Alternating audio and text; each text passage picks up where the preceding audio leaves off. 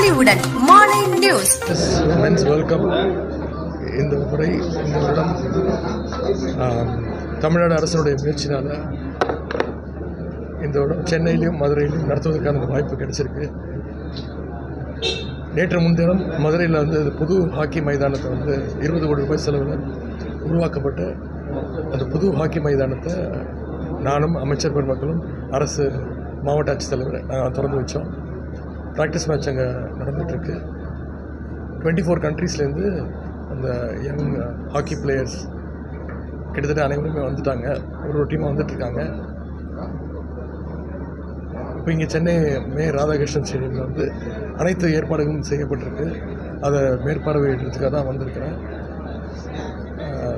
அனைத்து விதமான பாதுகாப்பு வசதி, உணவு வசதி, போக்குவரத்து வசதி, தங்கும் வசதி, இந்த மாதிரி அதனையும் செய்யப்பட்டிருக்கு. வர்ற 28ஆம் தேதி சென்னையில் மேட்ச் துவங்க இருக்கின்றது. மதுரையில் என்றைக்கு சார்? மதுரையிலையும் 28ஆம் தேதி மேட்சஸ் துவங்க இருக்கின்றது. மதுரையில் ஏற்கனவே அங்கே மாவட்ட ஆட்சித்தலைவர் ஒரு ப்ரெஸ் மீட் மாதிரி வச்சு இந்த டிக்கெட் சேல்ஸ் பற்றிலாம் விளக்கியிருக்காரு. நல்ல டிமாண்ட் இருக்குது டிக்கெட்ஸுக்கு. ஸோ பொதுமக்கள்கிட்டையும் விளையாட்டு வீரர்கள், ஹாக்கி ரசிகர்கள்ட்ட கேட்பது வந்து இந்த வேர்ல்ட் கப் ஜூனியர் ஹாக்கி பற்றி நீங்கள் நிறைய பேர்ட்ட சொல்லுங்கள். மேட்சஸை வந்து முடிஞ்ச நேரடியாக வந்து பாருங்கள்.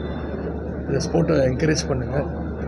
ஹாக்கிக்கு எப்பவுமே தென் தமிழகத்துலேயும் சரி, சென்னையிலையும் சரி, தமிழ்நாட்டிலேருந்து நிறைய ஒலிம்பிக் வீரர்கள் வந்திருக்கிறாங்க. ஸோ அவங்களுக்கெல்லாம் இந்த டோர்னமெண்ட் வந்து ஒரு புது எனர்ஜியை கொடுக்கும், ஒரு உத்வேகத்தை கொடுக்கும் அப்படிங்கிறது நாங்கள் நம்புகிறோம்.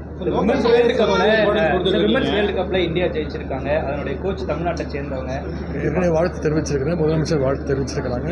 அவங்க சென்னை வரும்பொழுது அவங்களை சந்தித்து அவங்களுக்கான பாராட்டுகள் தெரிவிக்கிறேன். லோக்கல் பிளேயர்ஸ்க்கு இம்பார்ட்டன்ஸ் கொடுத்துருக்கீங்க. அவங்களோட டீமை வந்து டீமாக கொண்டு வந்து காட்டுறதுக்கான ஏற்பாடுகள் இப்போ 2 இயர்ஸ் முன்னாடி நம்ம ஏஷியா கப் நடக்கும்போதும் ஒரு மேட்சுக்கும் இங்கே இருக்கக்கூடிய ஹாஸ்டல் எஸ்டிஏடி ஹாஸ்டல் பசங்க அத்தனை பேரையும் இங்கே அழைச்சிட்டு வந்து அவங்களுக்கெல்லாம் இந்த போட்டிகளை நேரில் காட்டுறதுக்கான இன்னொன்று சொன்னால் அந்த பிளேயர்ஸோட இன்ட்ராக்ட் பண்ணுறதுக்கான அந்த வாய்ப்புகள்லாம் கொடுக்கப்பட்டுச்சு. இந்த முறையும் அனைத்து எஸ்டிஏடியில் இருக்கக்கூடிய ஹாஸ்டல் விளையாட்டு வீரர்கள் அனைவருக்கும் அனைத்து போட்டிகளையும் இலவசமாக வந்து கட்டணம் இல்லாமல் வந்து வசதியோடு அனைத்து வசதிகளோடு பார்க்குறதுக்கான ஏற்பாடுகள் செய்யப்பட்டிருக்கு. யாரையும் கம்பல் பண்ணல. கிரிக்கெட் ஹாக்கி பிளேயர்ஸ் அனைவருக்கும் வந்து பார்க்கலாம். எஸ்டிஏடியில் இருக்கக்கூடிய மற்ற ஸ்போர்ட்ஸ் ஹாஸ்டல் ஸ்டூடெண்ட்ஸும் வந்து இந்த போட்டிகளை பார்ப்பதற்கான அனைத்து ஏற்பாடுகளும் செய்யப்பட்டிருக்கு. தமிழ்நாட்டில் இந்த junior world cup first time நடக்குது. ஓவரால் இந்தியாவில் எப்படி